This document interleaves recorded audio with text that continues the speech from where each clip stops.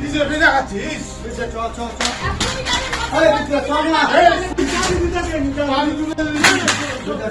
তোর কতগুলো ক্ষমতা আছে?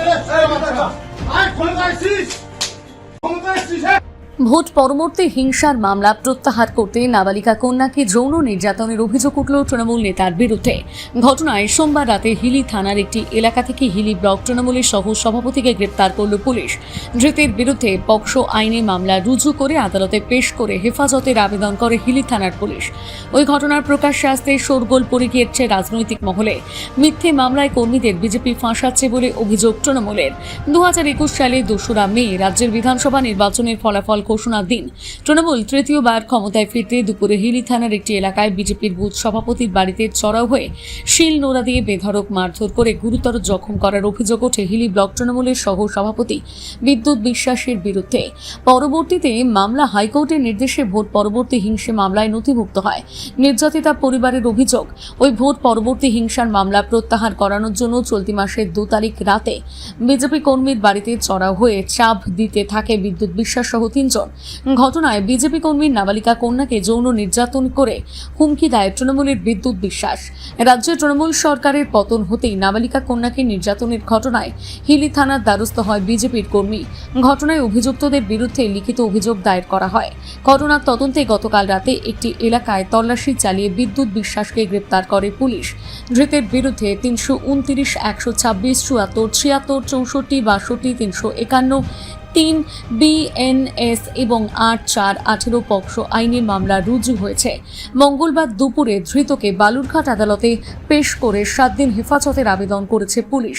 এ প্রসঙ্গে হিলি ব্লক তৃণমূলের সভাপতি অমিত বিশ্বাস বলেন, দেখুন, যেই মামলাটা করেছে, যে কমপ্লেনটা আমরা দেখতে পাচ্ছি, যে 2021 সালের একটা কমপ্লেন ছিল, হ্যাঁ, বিদ্যুৎ বিশ্বাসের নামে, কিন্তু যেই কমপ্লেনটা রিটেন লিখেছে সেটাতে লিখেছে নাকি বিদ্যুৎ বিশ্বাস এবং তার 3 জন সহকর্মী গিয়ে ওনার বাড়িতে গিয়ে বলে যে হচ্ছে কেসটা তোলার জন্য, না হলে মারধর করে এবং যৌন নিগ্রহ করে, এরকম কোনো একটা ব্যাপার লিখেছিল। কিন্তু দেখুন, কেসটা এতটাই ফেক যে কেসটা যেই 2021 সালে যে কেসটা হয়েছিল সেটা অলরেডি ডিসমিস হয়ে গেছে, সেই কেসটি অলরেডি শেষ হয়ে গেছে।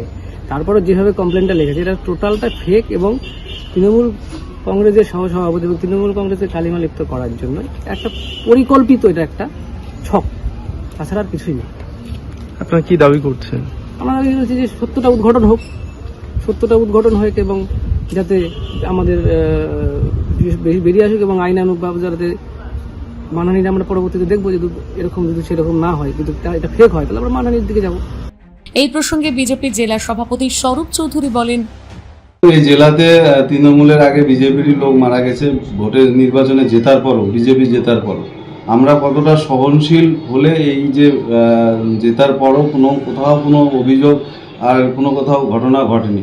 কিন্তু 21 সালে বিজেপি 77টা সিট পাওয়ার পরও, এখানে বিরোধী দল হওয়ার পরও যেভাবে তৃণমূল বুথ স্তরে অত্যাচার করেছে, যেভাবে বাড়িঘর ভেঙেছে, যার নামে এখানে বলা হচ্ছে তিনি যেভাবে কর্মীকে মেরে তাকে কোমাতে পর্যন্ত পাঠানো হয়েছে এবং দিনের পর দিন তার বাড়িতেও গিয়ে হুমকি দিয়েছে, তো সেগুলো তদন্ত হচ্ছে, তার পরিপ্রেক্ষিতে সে জেলে যাচ্ছে।